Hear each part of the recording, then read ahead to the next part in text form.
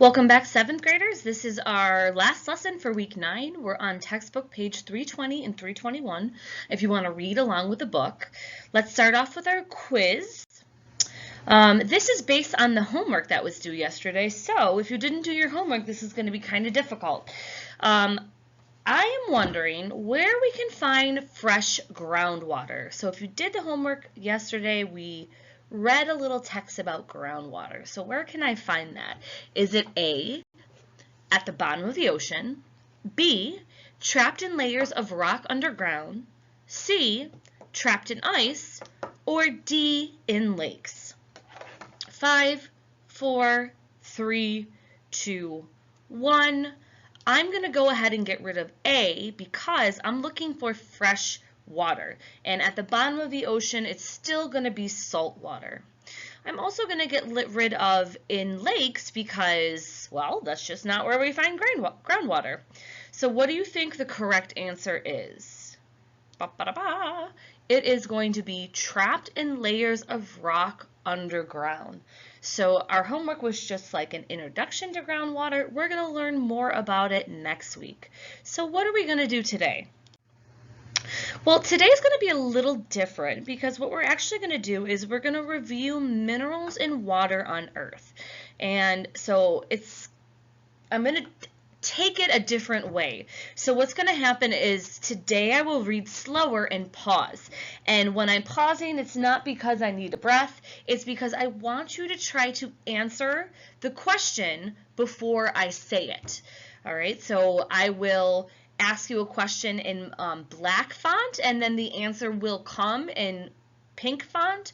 I want you to try to guess it before it comes. Are you ready? All right, we'll start with mineral review. Humans use minerals for many things like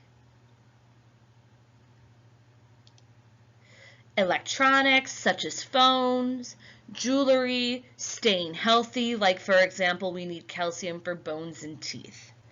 If you answered something similar to this and it's not the exact answer, great. Doesn't have to be word for word. Let's keep going.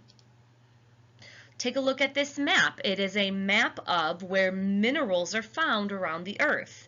Please notice that some places have more and it seems that some places have less. Looking at the map of where minerals are found in the world, we can see minerals are not evenly spread around. We can say minerals are not evenly, so I'm looking for a word that starts with the letter D that explains that things are not, or explains how things are spread around.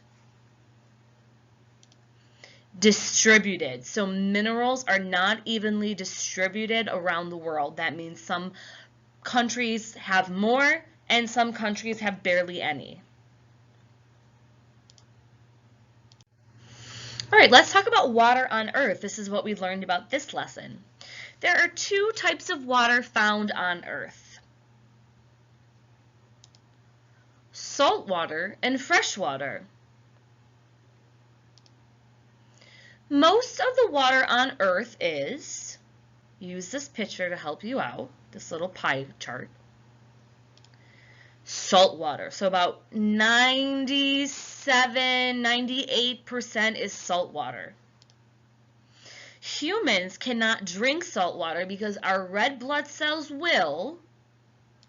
Let's take a picture and please look at normal red blood cells and what happens to red blood cells in water.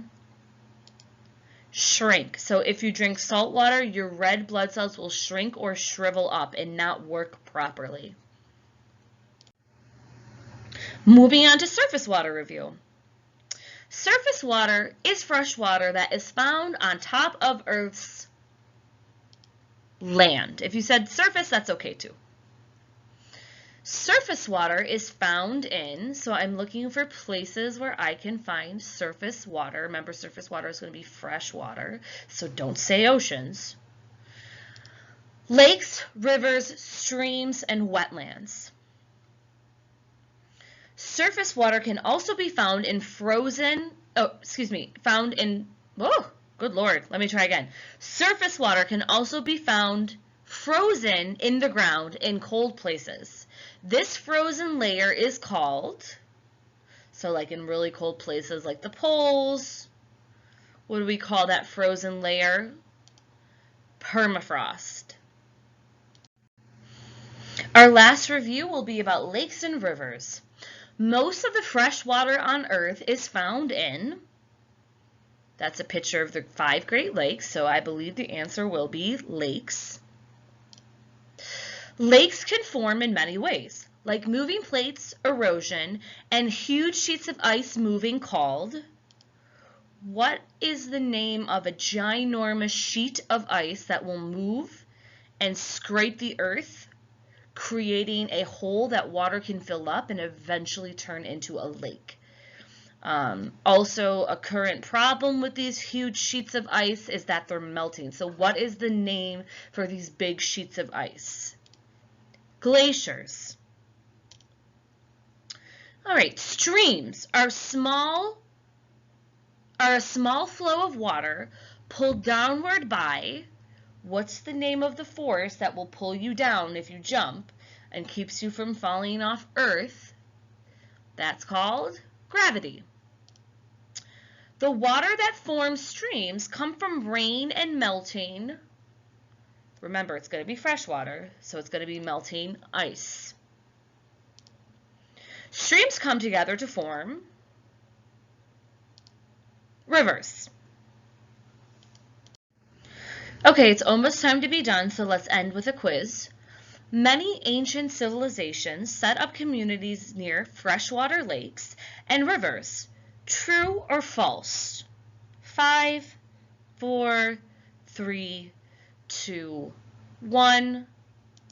It is true, and some good examples are the ancient Egyptians, which set up a community near the Nile River, and ancient Mesopotamians, which set up their community near the Tigris and Euphrates River.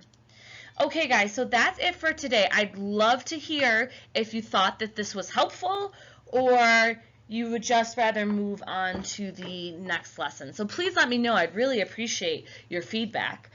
Just a reminder that you'll have your quiz tomorrow, and if I don't talk to you, I'll see you back next week.